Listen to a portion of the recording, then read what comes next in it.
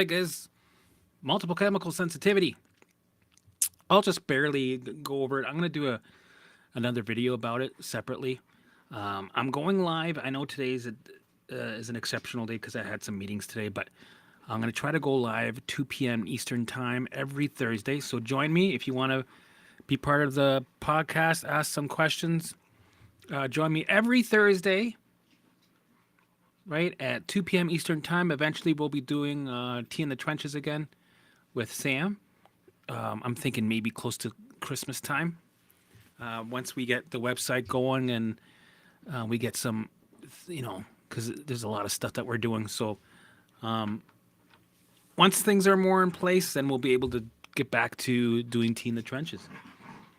And my dogs are play fighting. Good times. So, yeah, multiple chemical sensitivity. I dealt with it for probably 6 months. Didn't know what it was when it happened. This is when my perfect storm happened, right? This is when all of a sudden I was hit with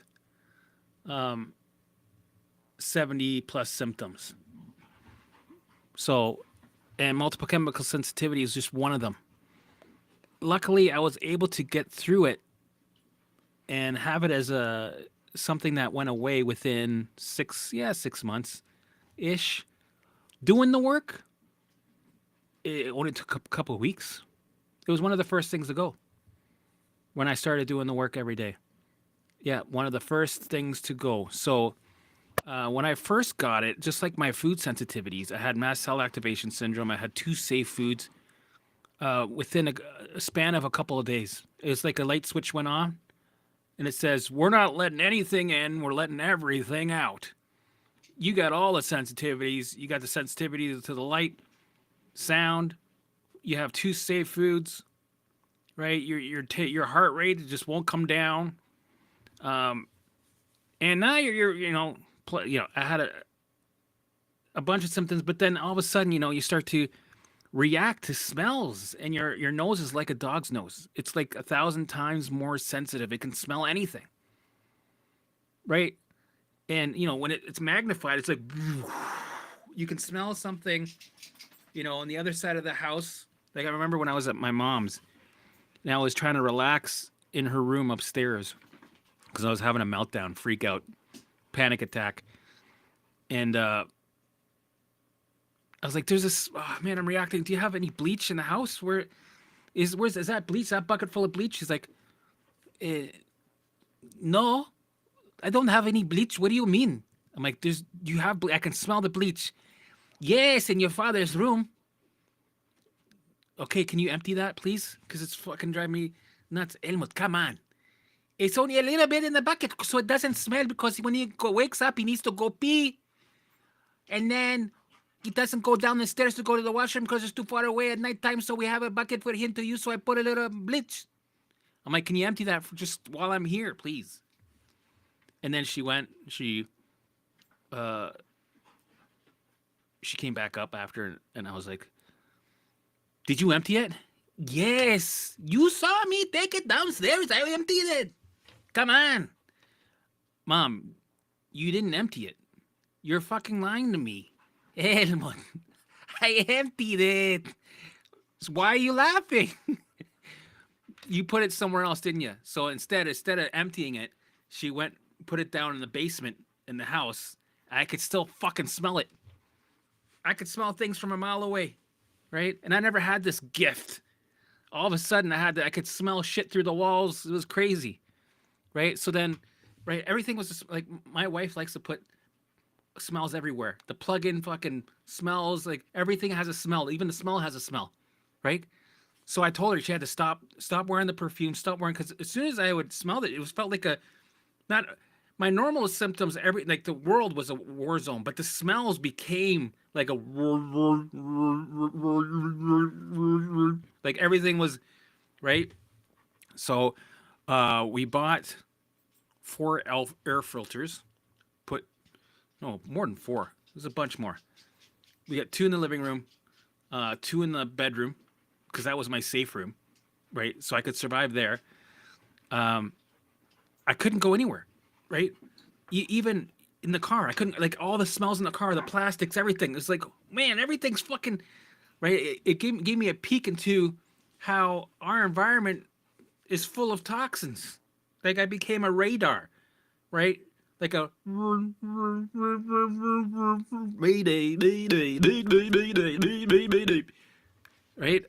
As soon as I was triggered by a smell, I would have a panic attack. My chest would be tight. I'd have derealization, brain fog, um, air hunger, tightness in my chest. It felt like there was an elephant on my chest, stabbing pains. But it was mostly the tachycardia. The heart rate wouldn't calm down. Anxiety, constant anxiety. Blood pressure would go up and down. But these were the symptoms that I had with every trigger. If it was food, if it was a chemical smell, or if it was, right, seeing something scary on TV, if it was anything, these were the symptoms would pop up.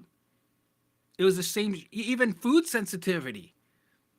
You could have a food reaction just from a smell, which tells you, right, altogether your nervous system across the board, everything's activated, everything, right? And when you have something happening over here, it affects the food. It affects the IBS.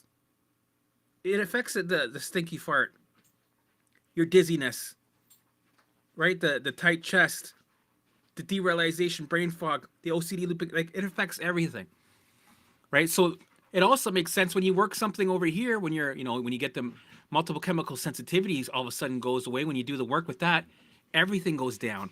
And all of a sudden you notice, oh, right? When you work on something here, everything goes down, and you might notice along the way other things also turned off or you have less of.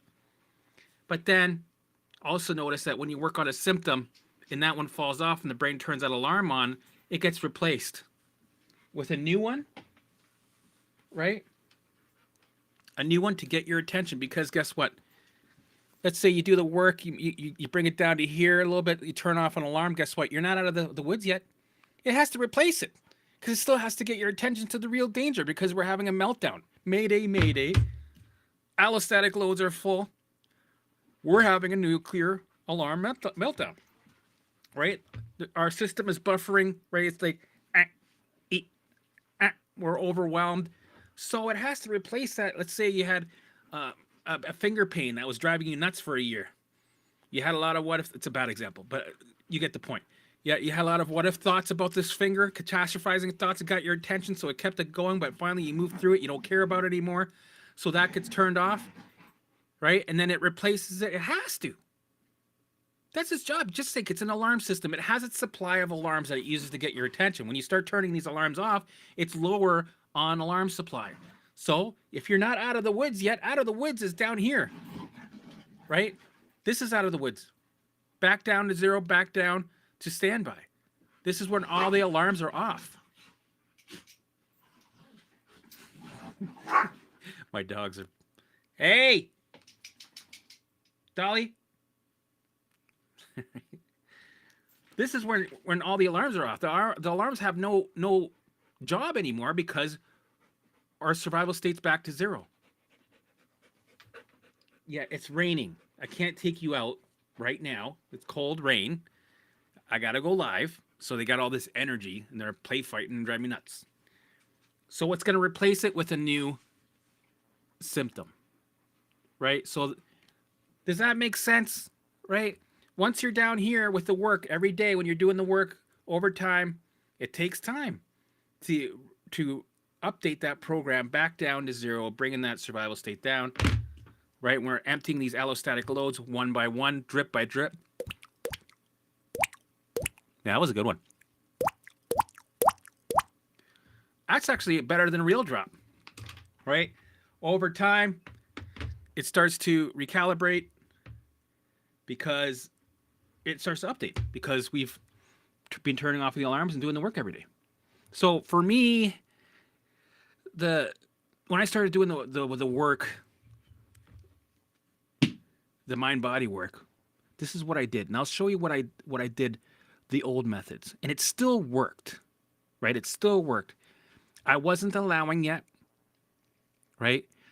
This is what I've noticed. when I was doing the brain retraining, I was starting to turn off symptoms. Physical symptoms started to go slowly. I would say about 50 to 60% of my symptoms started to go away, but it it started to change form, and my mental alarms started to skyrocket, right?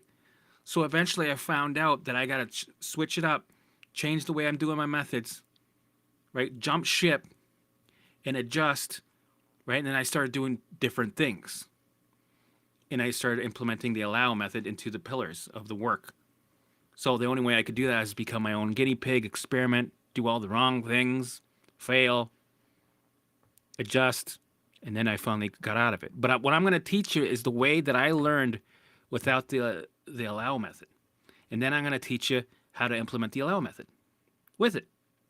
Does that sound good? Like a good idea? Okay, so this is what I did, right? I started training on my smells, right? Anything would set me off. I could not be around. I was very sensitive. So let's say I started, believe it or not, I started with using the smell of bleach and Eternity cologne. Both of these have have a memory of my teenage years and childhood. Bleach, childhood, because, well, not so much childhood. Maybe like when I was 13, I used to help my parents. When people moved out, we would go into the apartment because we were the cause like the people, the managers of the building.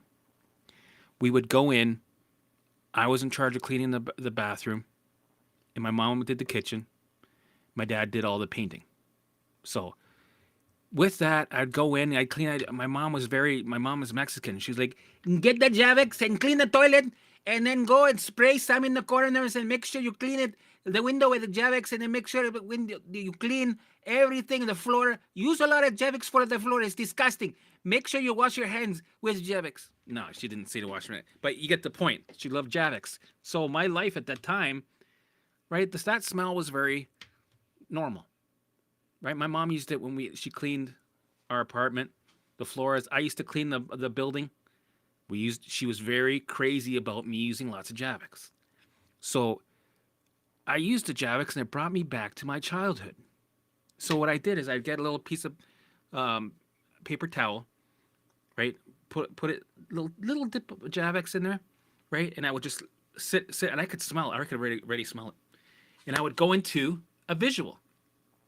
So the point was to take this dangerous smell, right? Because everything's considered dangerous. Everything's a liger, right? Because we're at capacity, the system's buffering, we're overwhelmed, right? It's a capacity limit where it starts to it throws sensitivities at you so that you're not consuming more things for it to process. You're avoiding things so it can do what it needs to do because the allostatic loads are full. Right? So everything's dangerous. So I had to start with something by being a safety tour guide and changing the association of it as dangerous to safe. Plus, I was doing my visuals. Plus, I was elevating, right? I was doing it really shitty at the time because I just started. I just started doing the mind body stuff, right? And I was trying to understand it. I didn't understand it, but somewhat I was doing it horrible, half-assed, but I still showed up every day and I did it. So here is the part where I started to work on training on the smells, right? The chemicals also. I had reactions to chemicals, same thing. So what I did is I took the Javex, put it on a paper towel, and I would just put it over there. And it was a lot. It was still a lot. Javex is like, to a normal person that's, not having symptoms, it's pretty intense still. Javex is like, pfft. So I just went into it and I was like, okay, Javex. Okay, I remember my mom would be like, Helmut, clean the bathroom, take the job. Right. So I'm going in there. I'm picturing myself clean. My dad, you can hear the radio echoing through the hallway. My mom would be maybe downstairs cleaning something else, and I'd be cleaning the toilet and the bathroom, shower and the bathtub, right? Um, Windex, the mirror, and then sweep the floor, and then mop it with the Javic, and it would bring me there, and it was such a pleasant memory. Even though I'm having a freak out, I feel like shit. I'm having my sensitivity alarms ringing. I'm reacting to smells, right? But I tried to get in. In the beginning, it was hard to because you're dealing with the reactions, and it's hard to get into that flow of the visual. So it took me a little practice to try it. So maybe I only did like 5 minutes at a time. I didn't do a full hour. So I was just getting started. I just had to start. And for some reason I was getting into a flow of it eventually. So yeah, I pictured myself cleaning that, and then picturing all the years that my mom, she paid me $50 a month.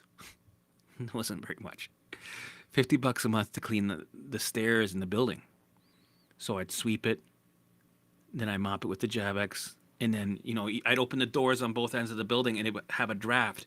And you can, if you have the hot water and it's cold winter, it would have this hot, like steam draft, and then you can smell the Javex through the whole building. But it represented being clean, right? So I remember that, going back to that. I'm like, all the years that I used to also get my Walkman, right, this cassette player, and I used to listen to Nirvana, right? I would listen to the Bleach album, then it was Nevermind, and it was a cool machine because it had auto reverse. So as soon as it was done the one side, right, it would start playing the other side.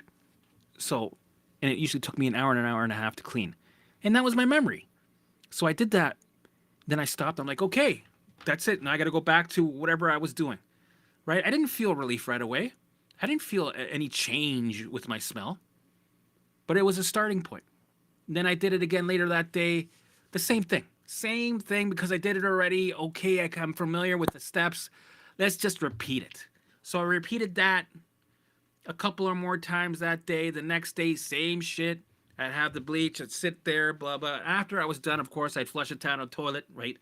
And I did it again, and eventually, near the end of the week, I would kind of like, right? So it was more intense, more activated, right? Because this is where you want to be activated. But just enough. You want to be activated just enough. This is what I did. I was activated just enough so I could do my visual. And then what I did is I switched it up. I used Eternity, right? Which is also very potent, but it brought me, it's like right away, you're in, okay, I'm in 1992, 93, because I used to wear Eternity when I was in high school. I had the long, wet hair in the morning with my leather jacket. I would spray it and walk into it, right? And just kind of put it everywhere. And it reminded me of going to high school, going to the smoke area, having a smoke, right? Listening to Nirvana, being with my friends. We were all grunge guys, right? We're a group of people loved the grunge music, right? And going to classes and how everybody's young and everybody, right? It's just, nostalgia of your youth is just amazing. So I would sit in a dose of that, dopamine, oxytocin, serotonin, endorphins of that, simmer in it for a couple of minutes only. I only did a couple minutes. And then I repeated that throughout the day. And then I wanted to use something that was different than my memories. I'd go to my wife's perfume and I would just sniff the bottle. I wouldn't even spray it, right? And I did that a couple of times a day, times 5 days, 5 days that week. And by the end of the week, I was recalibrated. Just like that. I was totally recalibrated. I didn't care about the smells anymore. It wasn't so sensitive. It's like the sensitivity went back. Back.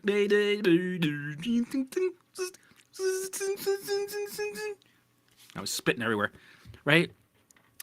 Everything was recalibrated. I was like, oh, fuck. I'm not having these crazy symptoms anymore. I'm not freaking out. Oh, this is great. Okay. But I still had the symptoms with other things. But the chemical and the smells, it was not an issue anymore. Gone. Right? But I still had work to do. I still kept doing the pillars every day. Eventually, I stopped, right? Eventually, I stopped doing visuals every time I wanted to expose myself to something. And I changed it with allowing. Right? I will just allow whatever's there. So for instance, if you're dealing with a smell, you expose yourself to it. You sit there and you allow and you feel the feelings. That's the exposure. Right? You feel that it's quicker. You don't have to get into a visual. What I did is I kept my visuals for the morning, 1 hour a day. After I did that 1 hour, that was done. No more visuals for that day. It is checked off, done. No more dicking around with visuals. You had your time. And now, whenever you triggered with anything, symptom, thought, sensation, blah, blah, blah, blah, blah, whatever it is, XYZ, fill in the blank, right? I will just allow it to be there. Go, okay, I'm activated. Good, we're activated. Let's allow that. We're at a 10 out of 10. Good. Right, we're at a 10 out of 10. Keep note of it. Allow it. Picture it coming through your chest. Whatever it is, coming out through your back. Thank you. I didn't like it. I'm still a little activated. Feel that energy dissolve in your chest. It goes from a 10 to a 9, 9.5. Maybe it stays at a 10. And then you engage. Right, and you keep doing that throughout the day, right? You trigger yourself a couple more times that day. You get activated. You allow it. You engage. Same shit. Within a week, that multiple chemical sensitivity would have probably left just the same, maybe even sooner, right? Some alarms are going to stay longer, right? For me, like I talked today to a client, for me, I had different alarms. I had the big alarms and the small alarms. The big alarms were the things that were able to drag my attention for the full 3 years of my journey of recovery. And that's okay. They were the big alarms. They're the mother alarms. They needed to stay. And I was allowing them bit by bit, taking a bite of this big shit sandwich, bit by bit, drop by drop, these big mother alarms, right? Eventually, day by day, being consistent with the work, right? Year by year, 3 years for me, eventually. And some of these symptoms were food sensitivities, morning anxiety, and pelvic floor pain, muscle tension. Those were the bigger ones. And a couple of OCD thoughts that were pretty heavy duty. Actually, the one was that I was going to die because of something about mediumship. Some of that woo-woo stuff was freaking me out. And it was able to follow me around for 3 years. Eventually, I didn't care anymore. But I'll do a separate video about that. Tarot card reading, mediumship, separate reading. Or a separate video. Ooh, right? So those things took more time. But the everyday alarms that you might get on a Tuesday, but then another one replaces it on the Friday, right? Those ones, they were leaving quicker, but also being replaced right away. So that's how I did it. I just allowed, let it do its thing, did my visuals in the morning, did the rest of the pillars, was consistent every day. So you're introducing a new program and letting the old program dissolve by allowing, letting that energy die out by itself, by giving it some place to dissolve, right? With repetition. And then eventually all the alarms get turned off and you're back to working to factory specs the way you're supposed to, right? And then when you have no more symptoms left, you're free to live your life again. Then you can do some of the shadow work, some of the deeper shit. We're doing shadow work throughout this journey also, but now you can do even more deeper things, or maybe things that you didn't notice or weren't aware of, right? That's where I'm at. Some of these behavior patterns that, Sam was able to pick out. Now, you notice your people-pleasing here, and you me too. Yeah, just make sure you... Oh, I didn't even know. Okay, yeah. So that's sucking some energy. That's okay. That's giving me some more allostatic loads. I don't even know. It's like having these apps on your phone that are on that you don't even realize are there. You're working fine. Everything's working good, right? But you get these leeches sucking some of that energy that could be used for something, for nothing, right? To keep that, right? That energy is being filled up with the shadow that we don't, that's going to buffer the system. And we need all the capacity to handle more life curveballs that are coming towards us, because there's going to be lots. Alrighty, let's do some shout outs. Remember, 2 p.m. Eastern time, every Thursday. Join me, spread the word. Please share, like, subscribe. preferably subscribe first and then like. And if you're feeling extra um, gracious, just share it everywhere. Share all our stuff. Appreciate it. Okie dokie. Artichoke. Hey, Jasmine. Good to see ya. Hey, Robbie. Hey, EEFA. No, is it EEA? Yeah, sure. Ask a question. You asked it. Robbie Wedler. Keep up the good work. Thanks a lot, CB.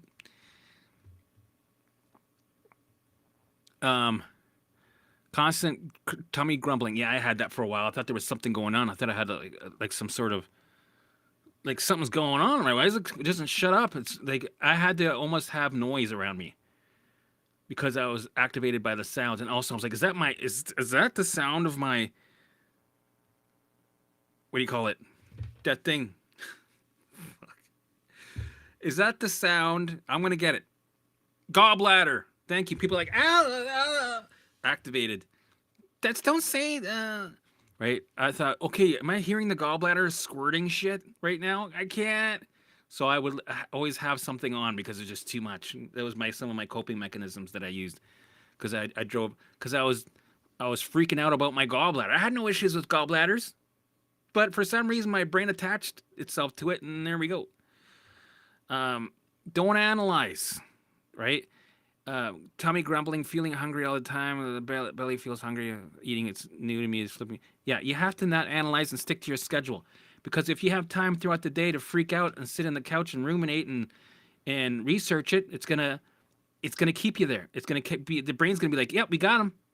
This stomach grumbling. Let's add some more to that because it's getting his attention, right? And the only way to get it to shift is to build that leverage of indifference over time. But it takes time. So you got to start somewhere. You got to make friends with it. Build a history and stick to your schedule. Do the pillars. Make sure you're doing the work. Do your walk and talks, visuals. Be aware of all behavior patterns. You got to get there and elevate throughout the day. Allow and engage.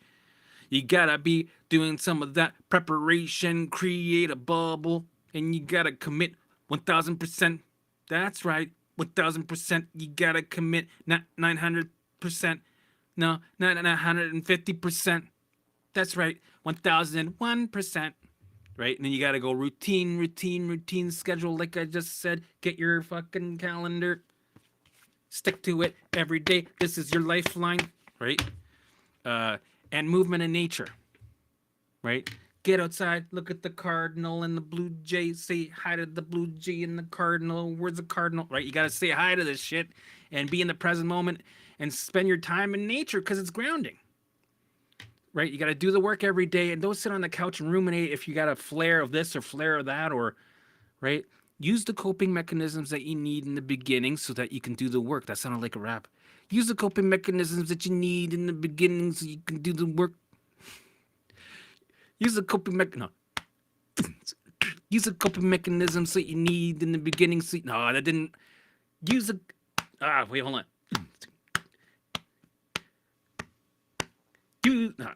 Fuck! I can't get into the. Use a coping mechanism that you need so you. Fucked it. Fuck that one up. Okay, I'll try it another time. Anyway, so you gotta be, you gotta have things in place and be prepared, because this is gonna get you. It's gonna get your attention. You're gonna go down rabbit holes. You're gonna feed that survival state, which brings your allostatic loads up and more of the alarms that you don't want. More of the alarms, right?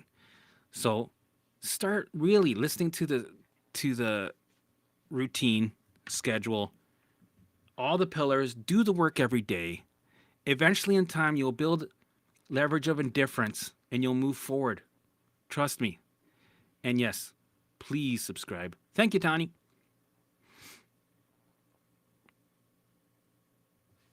People in the bubble that are in the bubble. No, so people in the bubble, like us, and people that don't understand, you're going to have that. Sometimes it's a good thing, because then you realize who you want in your life and who you don't. Right? People that judge you, don't understand, right? Like to see you fall. People are giving you advice that are trying to control you, that don't understand, or are assholes. You're going to see who your real friends are. And those are the targets of people that you purge and cut out. So this is another form of awakening. right? If they don't get it, they don't get it. And you know what you do? You don't have to tell anybody. Keep this a secret. Keep it to yourself. Just say, hey, I'm dealing with some anxiety. I'm gonna step away from my phone a little bit, so that might mean I might talk to you a little bit less. It's not you, it's me. I'm just working on myself, okay? Give me a couple of years, and then we'll be back to whatever we were doing, right? So that people know it's not them, even though it probably is them. Alrighty. Dolly, what are you doing? These guys, they are crazy when they don't get their... What are you doing? Hey. Stop that. Fuck, I'm trying to take care of a squirrel. He's all squirrely. I'm like, dude, why are you so... Oh, you're a squirrel. Okay. Yes, plugins are toxic as fuck. You're fucking correct. Hey, from Saudi. Good to see you. Hi, everyone. New here. Good to see you. Welcome aboard, Vanessa Beep. Hi, everybody. New here. Oh, I'm trying to do everything to a rap. I can't rap. I don't know how to rap, but I'm going to try to do it to like a rhythm. Singing rhythm. Hi, Vanessa. Welcome. Like and subscribe, guys. Thank you very much. Hey, yo, Helmut, what up, bro? We need you to go on Joe Rogan and get rid of these doctors or even educate them on... I don't think Joe Rogan would be interested. He'd probably be like, oh, that's not bullshit. That doesn't make... Yeah, well, I believe it. No, I believe it, but... Okay, so tell me exactly what happens chemically when you... He'd be asking questions. I'd be like, I don't know. Ask Sam. The science with Sam. All I can tell you is what I did and what I overcame. Right? Because he likes to get into the details and the numbers and the... Right? Which I understand. Right? You want to be somewhat... You got to have the proof with the numbers and the whatever. So I think it'd be cool to have me and Sam there. Right? That'd be fun.